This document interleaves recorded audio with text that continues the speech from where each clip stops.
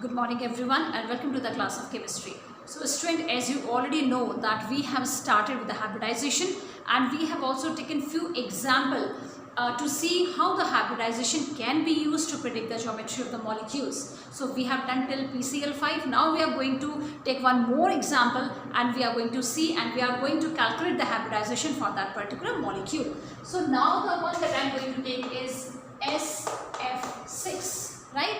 Now, as you already know that in hybridization we have to deal only with the central atom because only the orbitals of the central atom will undergo hybridization. So, which is the central atom? S is the central atom, or the atom which is minimum in number is considered to be the central atom. So, I have taken S. Now, atomic number you should always know 16. So, can we write the electronic configuration for this one? 1s2, 2s2, 2p6, 3s2 and 3p4, right? Now what I am going to write is I am just taking the valence shell and I am going to show you that how many unpaired electron is basically present in the central atom. So this is considered to be the ground state of sulfur. Now again I am drawing for, this is your 3s and I am going to make for p also. So how many electrons in p? 1, 2, 3, and then the pairing will take place according to the Hund's rule. Always keep that in mind. So this is your 3p. But according to this electronic configuration, there are only 2 unpaired electrons present. However, you already know that this sulfur is getting bonded with the 6 atoms of fluorine. So from where it is going to have the rest of the unpaired electrons? It means that for this particular atom, this central atom will first of all go excited state. It will have its excited state and it will make its electron unpaired. तो अब ये क्या करेगा बच्चों? Excited state होगी इसकी sulphur की central atom की. And what you can see is, now I'm just showing you here only. After S we can have 1, 2, 3, 4, 5. 3D also. You already know if n is equal to 3, then we can have 3 subshells S, P and D. But till now this D subshell was empty, right? Now what will happen? 1 electron from S and 1 from P will jump to the D subshell. Now अब क्या हो जाएगा electronic configuration? Now it will be somewhat like this. 1, 1, 1 each. This is your 3S. This is your 3P. Now in the 3D how many electrons now we can have? 1 and 1. अब कहाँ से आएगी electron? Let me again remind you, 1 from this 3s and 1 from 3p. ये जो paired वाले थे वो एक एक electron excited state में jump कर गए in the higher subshells, यानी कि 3D वाले में, right? Now how many can you see now? 1, 2, 3, 4, 5, 6. Now this is ready. अब ये atom के पास unpaired electrons हैं and now it can get fused with 6 atoms of fluorine. But before that, what we have studied, there's 1 of S, 3 of P and 2 of D.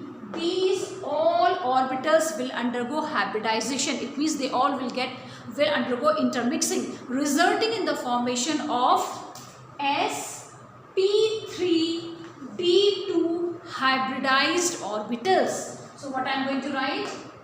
sp3 and d2 hybridized orbitals. Now can you tell me that how many hybridized orbitals will be there?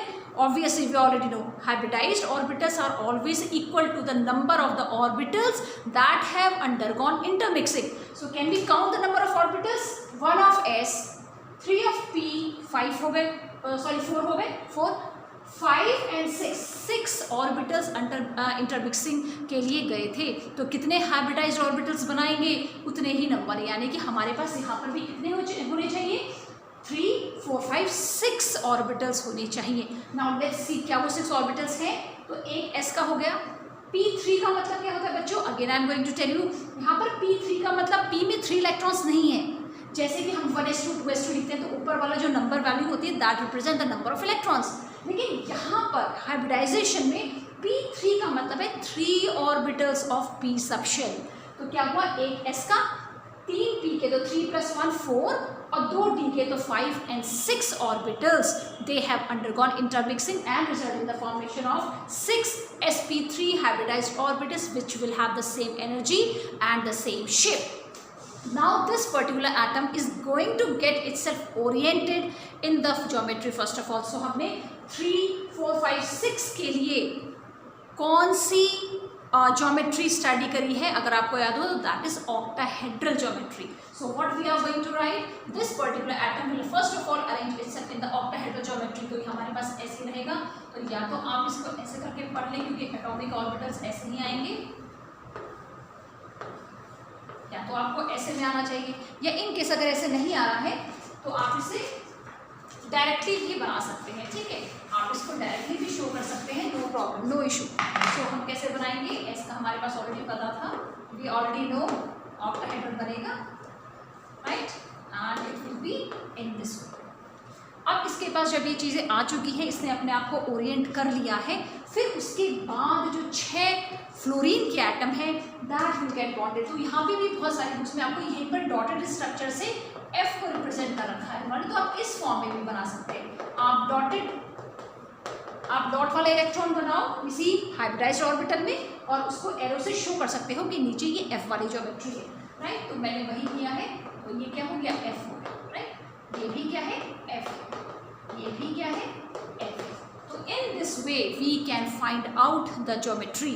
So this will be the geometry. जब ये अपने आप को octahedral geometry में arrange कर लेगा, फिर उसके बाद 6 atoms of fluorine will come and will get bonded. Now this particular geometry will have the bond angle as 90 degree. ठीक है, 90 डिग्री किस किसके बीच में होगा, जो भी आपके एक प्लेट में बने हैं ये वाले, इनके बीच में कितना एंगल होना चाहिए, दैट इज 90 डिग्री. ठीक है, और जो ये ऊपर और नीचे होगा that they will have 180 degree. So in this way we can go for SF6 molecule. Now let's take the example of the another molecule and that is IF7. So again we have to look for the central atom, that is iodine. Atomic number is 53 and I am going to write now the electronic configuration only for the valence shell.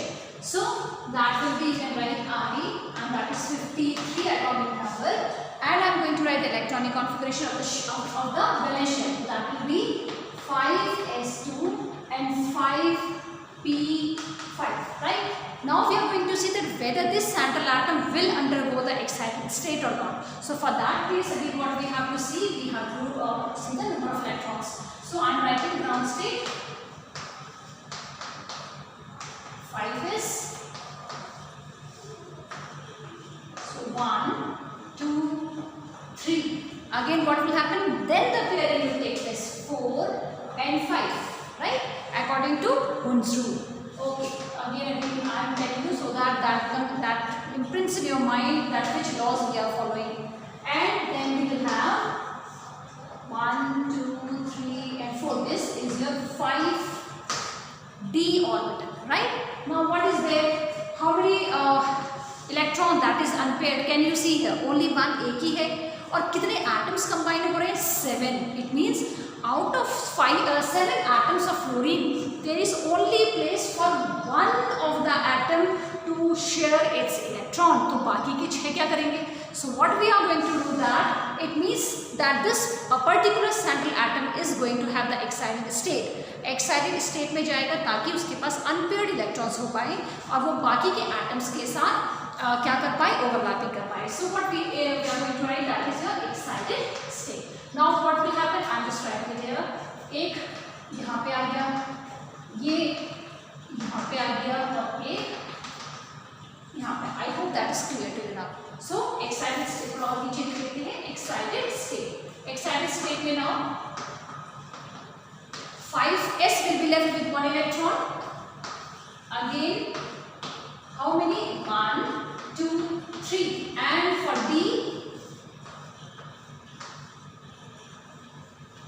में कितने आ रहे बच्चों, 1, 2 and 3. So how many can you see, 1, 2, 3, 4, 5, 6, 7, and also there are 7 atoms of fluorine. अब ये 7 unpaired electrons आ चुके हैं. अब क्या होगा, क्या ये डायरेक्टली फ्लोरीन के साथ कॉम्बिनेशन करेगा, no.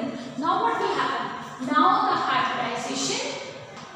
hybridization will take place. और उसमें क्या होना चाहिए, S, P and D orbital will undergo intermixing, resulting in the formation of the hybridized orbital. So let's see how many.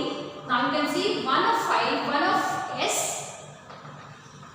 3 of P and 3 of D.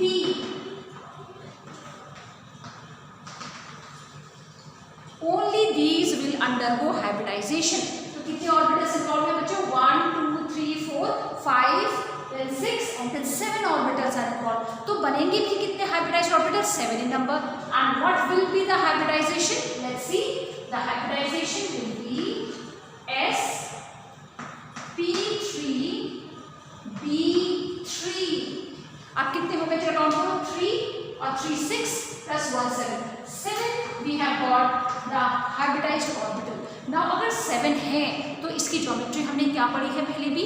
7 electron pair around the central atom will give us pentagonal bipyramidal geometry. So what will happen? This central atom will arrange its hybridized orbital in the geometry that is pentagonal bipyramidal, and after that on that hybridized orbital the atoms of fluorine will come and they will do the overlapping. तो मैं यहाँ पे directly ही बना रही हूँ. आपके fluorine के पास pentagon की ज्योमेट्री मैंने आपको पहले सिखाई है. It is always better to make this pentagon first of all. Fluorine बीच में है आपका ID 1 2 3 4 5 1 more 6 and 7. So you will have 7 atoms of fluorine and the bond angle is 72. हाँ इन वालों को कितना होगा? 72 डिग्री. और ये जो आपके ऊपर और नीचे वाले बॉन्ड है ये इन सबसे कितना एंगल बनाएंगे? 90 डिग्री. सो इसके बीच का एंगल हम लिख सकते हैं 90 degree. So in this way we can see that sp3d3 hybridization result in the geometry that is known as pentagonal bipyramidal. Now let us see that how we can try to remember the hybridization of the different molecules. So for that case you have to basically remember the total number of electron pair around the central atom. तो अगर आपको याद हो वो Z वाला formula what we have done that Z is equal to 1 by 2 then in the bracket the number of electrons in the outermost shell or in the valence shell of the central atom plus any negative charge minus any positive charge and plus the number of the monovalent atoms. And if we calculate the value of Z, so what does Z give? Z हमें क्या देता है? The number of lone pairs as well as the number of the bonding electron pairs. ठीक है. तो अगर हमें Z की वैल्यू पता चल जाए तो हमें total number of electron pair around the central atom पता चल जाएंगे और वही हमें हाइब्रिडाइजेशन के लिए भी चाहिए. तो सबसे पहले तो हम यही देख लेते हैं. If the number of electron pair around the central atom is 2, then the hybridization will be sp. याद रखेंगे बच्चों. And the geometry will be linear with a bond angle of 180 degree that you already know. Again, if the number is 3, then it will be sp2. Right. आप एक और तरीके से याद कर सकते हैं. 3 क्या है? इलेक्ट्रॉन पेयर्स हैं. तो भाई वो इलेक्ट्रॉन पेयर्स ऑर्बिटल्स में ही तो आई होंगे. यानी कि अगर 3 इलेक्ट्रॉन पेयर्स हैं तो कितने ऑर्बिटल्स चाहिए होंगे? 3. राइट. तो 3 यहाँ पे हो गए 2p के और इसका आप इस फॉर्म में भी इसको शॉर्टकट याद कर सकते हैं. Again the geometry will be trigonal planar geometry with a bond angle of 120 degree. Again, if the number of electron pair around the central atom is 4, then we will have the hybridization as sp3 and it will be tetrahedral with a bond angle of 90 degree and 120 degree. Again कैसे याद रखेंगे? कितने number of electron pairs है around the central atom? 4 electron pair. यानी कि एक electron pair में 2 electrons है. यानी कि ऐसे ऐसे करके 4 हो गए. अब इन 4 इलेक्ट्रॉन पेयर्स को कितने ऑर्बिटल्स चाहिए? 4 ऑर्बिटल्स. क्योंकि एक ऑर्बिटल में तो 2 ही इलेक्ट्रॉन आ सकते हैं. यानी कि आपको इतने ही चाहिए ताकि ये इन्फ्यूज होके ऐसे बन जाए. राइट. तो इसका मतलब हमारे पास कौन सी हमें हाइब्रिडाइजेशन लेनी है जिसमें नंबर ऑफ ऑर्बिटल्स भी 4 हो. तो कौन सी है वो हाइब्रिडाइजेशन? p में 3, p के 3 ऑर्बिटल्स एंड 1 ऑफ s. तो टोटल कितने हो गए? 4. इस फॉर्म में भी याद रख सकते हैं. Again for 5 we have already seen that will be sp3. now the d will also get involved और इसकी ज्योमेट्री कौन सी है? Trigonal bipyramidal. ठीक है. With the bond angle of क्या है आपका, sorry tetrahedral was 109 degree 0.5, sorry that was a mistake. Tetrahedral is 109.5. Then again for trigonal bipyramidal we have got 90 degree and 120 degree. Then again if we are moving to 6, total number of electron pair around the central atom, if it is 6 in number, then we will have sp3d2 and the geometry will be octahedral, right? So I can write here octahedral with a bond angle of how much, that is 90 degree. Then again last one we have 7. Now the hybridization will be sp3d3 with the geometry as pentagonal bipyramidal and the angle will be 72 degree and 90 degree. So यहाँ पे खड़े हो गए 180 degree, 120 degree, 109.5 degree, then 90 degree and 120 degree, then again 90 degree, then 90 and 72 degree. और हम इसके form में याद रखेंगे 2 electron pair under central atom, तो फिर आपका हाइब्रिडाइजेशन होगा sp. इसका एक क्विक सा एक एग्जांपल देख लेते हैं. फॉर एग्जांपल हमारे पास फॉर्मूला सबको याद ही होगा. So I am going to find the value of Z for methane. Let's see कि अगर मुझे मीथेन का एक मॉलिक्यूल मिल गया तो क्या मैं उसका हाइब्रिडाइजेशन या उसकी ज्योमेट्री को डिफाइन कर पाऊंगी. सो थोड़ा सा ऐसे कर देते हैं अभी, right. So now Z is equal to 1/2 total number of electrons in the valence shell of the central atom. So central atom is carbon, atomic number 6, electronic configuration 2 and 4. It means it will have 4 electrons in its valence shell. So I am writing 4, then plus any negative charge, no, any positive charge, no, plus total number of monovalent atom. So how many monovalent atom can you see here? 4. कौन सा है monovalent atom? वो atom जिसकी valency 1 है. हमारे पास कितना आ गया, hydrogen. So can you calculate क्या, यहाँ पे हम माइंड नहीं करें, तो 1/2 8 2 4 8, यानी कि total number of electron pair around the central atom will be 4. Now again move 4, यानी कि should be sp3 and geometry should be tetrahedral. तो देखो अगर आपको Z की वैल्यू पता चल जाती है तो आप डायरेक्टली उस मॉलिक्यूल के लिए हाइब्रिडाइजेशन कैलकुलेट कर सकते हैं. तो your Z this formula is not only applicable for VSEPR theory but also very very very helpful for the hybridization. You have to just learn this. और इसको भी याद करने का तरीका क्या है, इसके नंबर ऑफ एटम्स, इसके नंबर ऑफ ऑर्बिटल्स काउंट करके इलेक्ट्रॉन पेयर्स को देख लीजिए आप. So you will be able to do those questions. Now let's take one more very interesting example of hybridization, and that is tetracyanonickelate ion. Tetracyano means, tetra means 4 ions of cyanide and nickel ion is also there, so that becomes tetracyanonickelate ion. For this again we have to do the same process. We have to look for the central atom and that is nickel with the atomic number 28. So I am going to write only the electronic configuration of the outer shells including that of the D. ठीक है, तो हमें मिला निकल, electronic configuration लिखेंगे इसकी.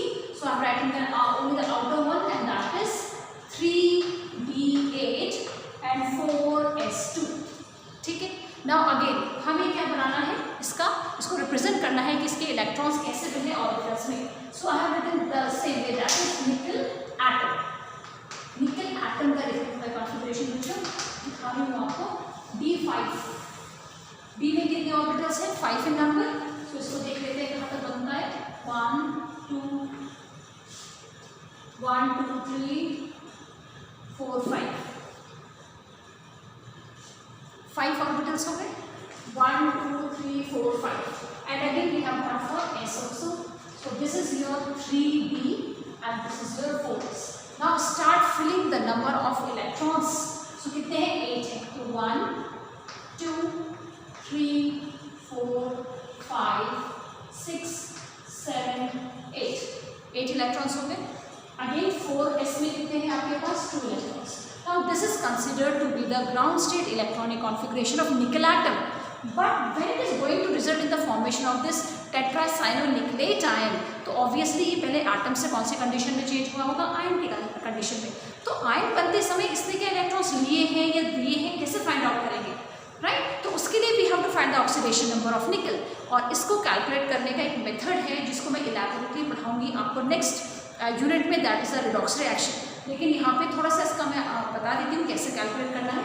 सो इसमें हम निकल का ऑक्सीडेशन स्टेट हमें कैलकुलेट करना है. ऑक्सीडेशन स्टेट बेसिकली हमें ये बता देगा कि इस पर्टिकुलर एटम ने इलेक्ट्रॉन्स लिए हैं या दिए हैं और कितने लिए या दिए हैं। सो जिसका मुझे कैलकुलेट करना है उसका मैंने x एज्यूम किया, oxidation number I have to calculate, plus जो साइनाइड का ऑक्सीडेशन स्टेट होता है दैट इज -1, और ऐसे कितने आयंस है साइनाइड के 4 आयंस, तो -1 into 4 will become -4.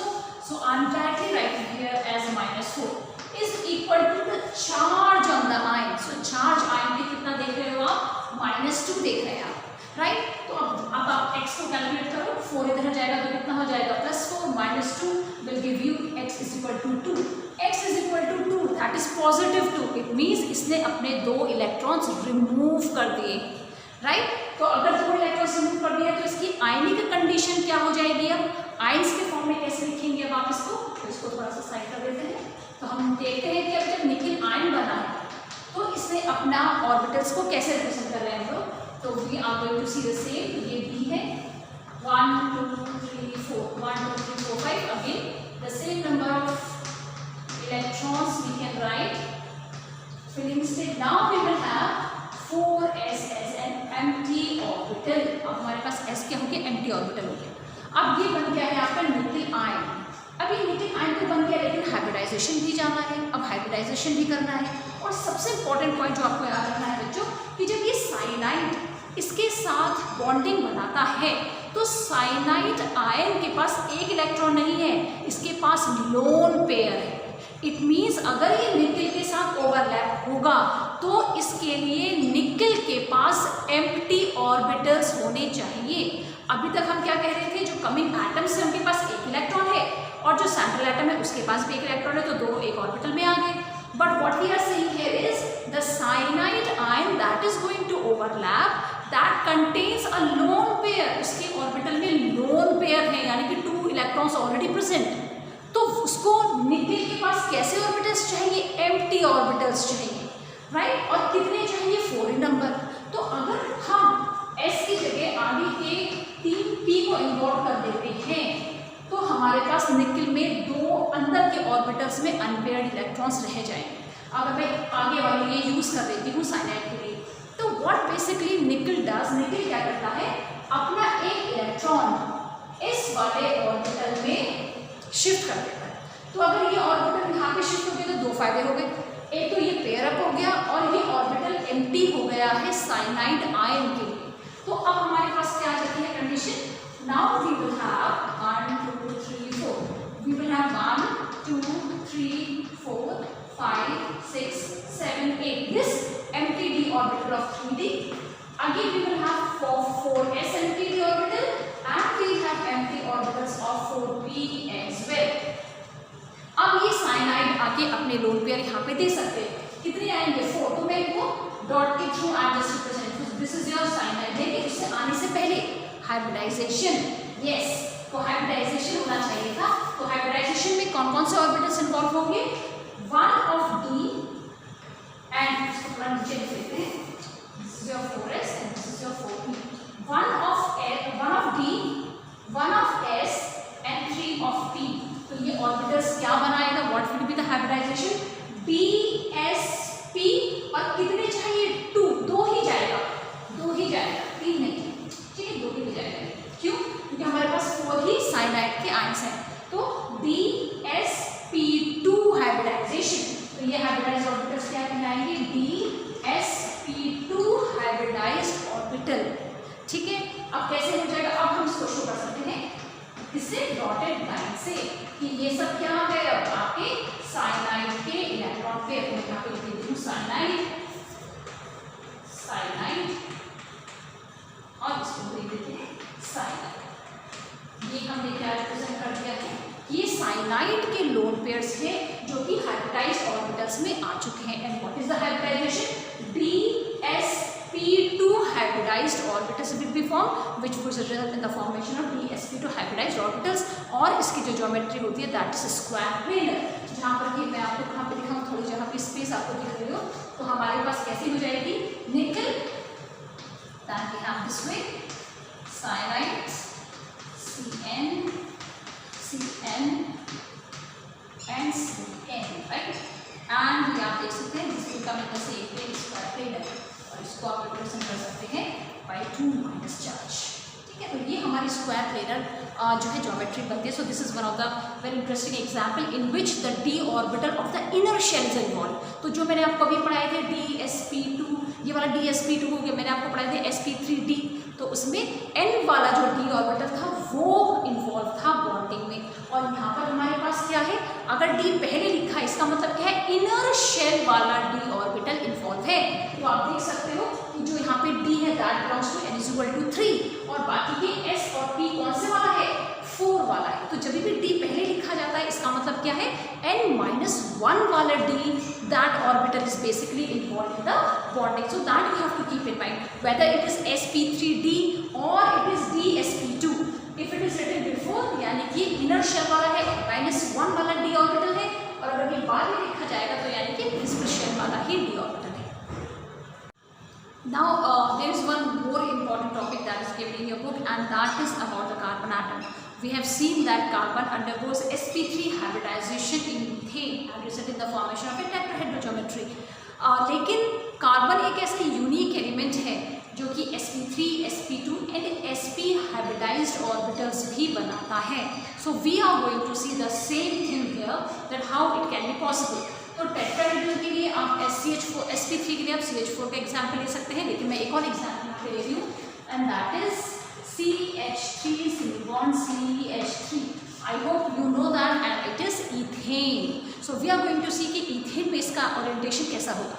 So again यहाँ पर भी वही प्रोसेस हम लिखेंगे, carbon atom, atomic number 6, electronic configuration 1s2, 2s2 and 2p2.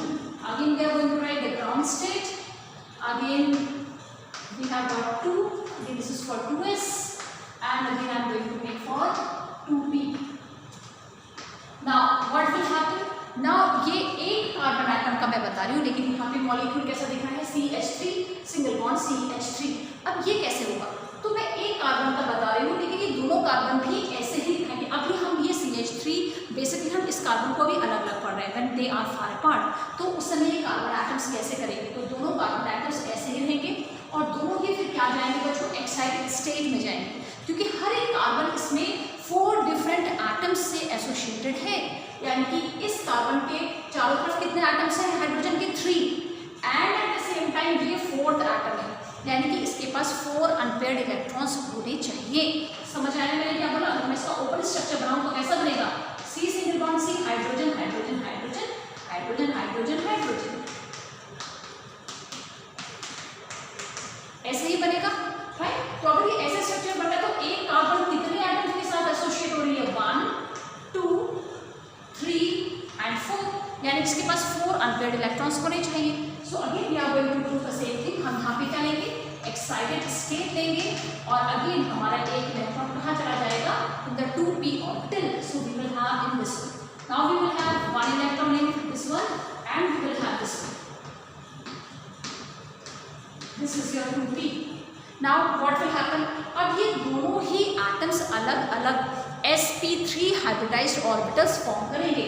तो ये तीनों क्या होंगे बेटा, they will undergo hybridization resulting in the formation of sp3 hybridized orbitals. अभी भी अपार्ट है और दोनों ही एटम्स ऐसा शो करेंगे जो मैं आपको बता रही हूँ। दोनों ने sp3 हाइब्रिडाइजेशन करी और अपने आप को स्पेस में टेट्राहेड्रल ज्योमेट्री में अरेंज कर लिया।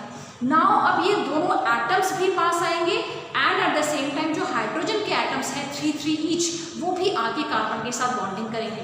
तो ये स्ट्रक्चर फिर आप कैसे रिप्रेजेंट कर सकते हैं, इसको थोड़ा सा टेट्राहेड्रल ज्योमेट्री में अरेंज करेगा। वो आपको ऑलरेडी पता है टेट्राहेड्रल ज्योमेट्री में क्यों करेगा, because sp3 has got the tetrahedral geometry. तो वहीं पे दूसरा कार्बन का एटम आएगा और वो भी इसके साथ ओवरलैपिंग करेगा। Again we are going to make the tetrahedral structure. हमारे पास टेट्राहेड्रल स्ट्रक्चर कुछ ऐसा ही है।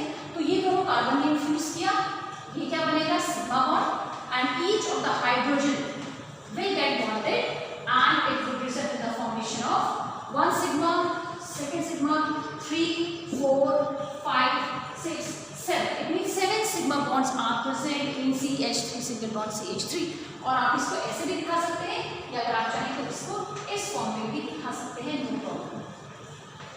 ठीक है, इस फॉर्म में ये अपने आप को sp3 हाइब्रिडाइज्ड फॉर्म में यानी दोनों टेट्राहेड्रल ज्योमेट्री में अपने आप को अरेंज कर लेते हैं। So in this way this particular molecule is formed. Now we are going to see the next molecule, and that is ethene, right? Having the double bond. Again the same process will take place. दोनों ही carbon atoms अलग अलग पहले अपने आप को hybridise करेंगे, orient करेंगे, and then the bonding will take place. So again I am going to draw. लेकिन ये कैसे होगा? अगर आप देखो कार्बन की ground state, so I am going to make it again, and we will have 2 in this one. लेकिन अब ये कितने के साथ ओरिएंट करेगा एक एटम कार्बन का? आप मुझे बताओ. इसको ओपन स्ट्रक्चर लिखे. तो we will have carbon, 1 hydrogen, 1 hydrogen, then 2, 1 hydrogen and 1 hydrogen. तो ये पर्टिकुलर एटम कितने एटम्स के साथ एसोसिएट हो रहा है? ओनली 3. कौन सा? एक ये कार्बन, एक ये हाइड्रोजन और एक ये हाइड्रोजन 3. यानी कि इसको सिर्फ 3 ही अनपेयर्ड इलेक्ट्रॉन वाले ऑर्बिटल्स चाहिए. So what it will do? यहाँ पे तो 2 ही है, यानी कि एक्साइटेड स्टेट तो होगी. So what is going to happen now? आपके एक्साइटेड स्टेट में the electron will jump and कहाँ पे चला जाएगा? 2p orbital. लेकिन अब इसका हाइब्रिडाइजेशन कैसा होगा? 1 of s कितने चाहिए हमको? 3. So 1 of s and 2 of p will undergo hybridization only. Very important point. 1 of s and 2 of p, ये वाला ऐसे ही रह जाएगा unhybridized, और ये 3 हमें मिलके देंगे sp2 hybridized orbitals. अब ये hybridized orbitals की तो आपको पता है एनर्जी और शेप सेम हो जाएगी, लेकिन ये जो unhybridized orbital बचा है, मैं लिख देती हूँ unhybridized. ये कैसा है? p ऑर्बिटल है, और हमने इसको py एज्यूम कर लिया है, राइट? इसकी ना ही एनर्जी में चेंज है और ना ही इसकी शेप में कोई चेंज आएगा. ये वैसे ही डम्बल शेप ही रहेगा. अब ये एक एटम जिसके पास 3 हाइब्रिडाइज्ड ऑर्बिटल्स है, sp2, इसके 3 हाइब्रिडाइज्ड ऑर्बिटल्स है और एक अनहाइब्रिडाइज्ड ऑर्बिटल है, वो आएगा. अब वहीं पर आपका दूसरा atom of carbon, that also has got 3 hybridized orbitals and 1 unhybridized orbital containing the electron pair, unpaired electron है. अब क्या होगा? अगेन जो 3 hybridized orbital हैं वो अपने आप को एक ट्राइगोनल या ज्योमेट्री में अरेंज करेंगे in the form of a triangle. So आपको कैसे दिखेगा? ऐसे, ऐसे, एंड विल हैव दिस. ये कौन से हैं? जो hybridized orbitals हैं. Again the next carbon will also have the same 1, 2 and 3. लेकिन इनके पास ये अनपेयर्ड वाला भी तो है और इसकी शेप अभी भी डम्बेल शेप है. तो हम इसको कैसे बनाएंगे? I am making it with the help of A dot. अब इस दोनों ही के पास 1 इलेक्ट्रॉन है बच्चों, एक ये है और एक ये. अब क्या होगा? ये तो हाइड्रोजन और हाइड्रोजन के साथ चला जाएगा. क्या बनाएगा? Sigma bond, sigma bond, sigma bond, sigma bond. और ये आपस में कैसे ओवरलैप करेंगे? Side wise. It means it is going to form a pi bond. हम पाई बॉन्ड को ऐसे शो करते हैं, up and down the plane. So this would result in the formation of a pi. ये single pi bond है, इसको 2 मत पढ़ लेना, ऊपर और नीचे बताया था ना ऐसे करके. तो ये 1 पाई, यानी कि इसमें एक पाई होता है और 1, 2, 3, 4 सिग्मा बॉन्ड्स आर प्रेजेंट. और इसकी हाइब्रिडाइजेशन इस तरीके से हो जाती है sp2 हाइब्रिडाइजेशन. तो ये आपको इंपॉर्टेंट पॉइंट याद रखना है. Now we have seen sp3, we have seen sp2, and now we are going to see sp hybridization in carbon atom, and the molecule is ethine having a triple bond. Again वही central atom है, ground state है, ठीक है. Atom again क्या होगा? Excited ground state से excited state में जाएगा, and we will have again the excited state. कैसे हो जाएगी? 1 और इसमें हो जाएंगे 3, ठीक है. अब क्या होना चाहिए? कितने एटम्स हैं जिसके साथ ये सेंट्रल एटम कंबाइन करने वाला है? तो अगेन मैं इसको ओपन स्ट्रक्चर, तो ऑलरेडी ओपन स्ट्रक्चर है. सो आप देख सकते हो this carbon is getting bonded with 1 hydrogen and 1 this carbon. ये वाले बॉन्ड्स नहीं लेंगे. I am telling you to count the number of atoms. तो कितना हुआ? 1 हाइड्रोजन और 1 ही कार्बन, यानी कि इस कार्बन को भी 2 अनपेयर्ड इलेक्ट्रॉन्स चाहिए और इसको भी 2 अनपेयर्ड इलेक्ट्रॉन चाहिए. तो कैसे करेंगे? अगेन हाइब्रिडाइजेशन तो होगा, लेकिन किसके बीच बच्चों? This is your 2s and this is your 2p. 1 of s and 1 of p only, and they will form sp hybridized orbitals. सिर्फ 2 ही हाइब्रिडाइज्ड ऑर्बिटल जाएंगे sp, और ये अनहाइब्रिडाइज्ड ऑर्बिटल बच जाएंगे, अनहाइब्रिडाइज्ड. अब इनकी भी शेप में कोई चेंज, इनकी भी ज्योमेट्री में कोई चेंज नहीं आएगा. अगेन दोनों एटम्स पास में आएंगे, जिसकी अब ज्योमेट्री क्या होने वाली है, लीनियर। अब ये क्या करेगा, हर एक कार्बन एटम अपने हाइब्रिडाइज्ड ऑर्बिटल को लीनियर फॉर्म में अरेंज करेगा, ठीक है। सिमिलरली जो दूसरा कार्बन एटम है वो भी ऐसे करके ओवरलैप करके आएगा। लेकिन अभी भी दो बॉन्ड्स बचे हैं, मतलब 2 इलेक्ट्रॉन्स बचे हैं भाई, जो इनकी अभी भी डबल शेप है, तो हमने उसको एज्यूम किया है py एंड px, ठीक है। तो प्लीज इसको अच्छे से बनाएंगे।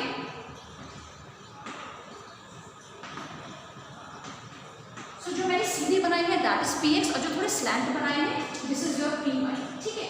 ये px है, तो इसमें भी एक इलेक्ट्रॉन है, इसमें भी एक इलेक्ट्रॉन है, इसमें भी एक इलेक्ट्रॉन है, इसमें भी एक इलेक्ट्रॉन है। Now what will happen, this will result in the formation of A sigma bond. यहाँ पे हाइड्रोजन आ जाएगा, यहाँ पे भी हाइड्रोजन आके सिग्मा बॉन्ड, ठीक है, सिग्मा बॉन्ड हो गया। और ये क्या बनाएंगे, पाई बॉन्ड्स, कितने, px will combine with px। तो देखो मैंने क्या बनाया है, ये ध्यान रखना, जो स्ट्रेट है वो स्ट्रेट के साथ जाएगा, एक पाई बॉन्ड बना और एक बनेगा py और px के बीच में, px px py py। तो दो जो स्ट्रेट है दे आर px, जो स्लैंट वाले हैं वो py। तो दो कितने, how many bonds can you see here of pi bonds, 2 pi bonds we have got. और वो बिल्कुल आप स्ट्रक्चर अगर देखोगे तो आपको पता चल जाएगा, यहाँ पर भी दोनों कार्बन एटम्स के बीच में एक सिग्मा और 2 पाई होते हैं। और इस तरीके से कार्बन sp3 sp और sp2 हाइब्रिडाइजेशन तीनों शो करता है। एक और चीज बच्चों, जो हमने sp3 पढ़ा है, sp3 sp2 और sp, तो इसमें अगर आप देखो तो जब s और p ऑर्बिटल्स इंटरमिक्स हो रहे हैं तो उसके कैरेक्टर इस sp3 में p का character is 3 times more than that of s। यानी कि अगर मैं इसको 4 पार्ट्स में डिवाइड कर दूं तो उसके 3 पार्ट्स में p का कैरेक्टर है और 1 पार्ट में s का कैरेक्टर है। तो ये आपको देखना है, हाँ यहाँ पर भी आप वही करेंगे, कितना है, आप out of 2 + 1 3, out of 3 2 portion will be of p। Portion का मतलब बोलिए पोर्शन अलग अलग होगा, परसेंट ऑफ कैरेक्टर, इसमें जो आपकी p की परसेंट होगी वो थोड़ी ज़्यादा कम होगी as compare to this p। और यहाँ पर p और s की percent is equal, it is 50-50 both, 50 of s character 50 of p character. यहाँ पे अगर आप इसको डिवाइड करें तो आप देख सकते हैं 2 डिवाइडेड बाई 3, यानी कि 2/3 p का कैरेक्टर है और 1/3 s का कैरेक्टर है। और यहाँ पे 3/4 p का कैरेक्टर है और 1/4 s का कैरेक्टर है। तो ये भी थोड़ा सा याद रखना है, अगर क्वेश्चन आता है कि sp3 में s का कितना पोर्शन है, कितना परसेंट होता है, तो आप कह सकते हैं इट इज 3/4 कैरेक्टर और इसमें 1/4 कैरेक्टर है। यहाँ पर p का कितना कैरेक्टर है, दैट इज 2/3 है, क्योंकि 3 है ना, टोटल 2 + 1 3, तो 2/3, इसमें 1/3, इसमें 50-50 each, 1/2 1/2 each. In this way we have seen the hybridization in a very broad way. We had discussed about hybridization. Now we will be heading towards the next theory, and that is MOT in the next session. So you can have just a look or you can take a screenshot also.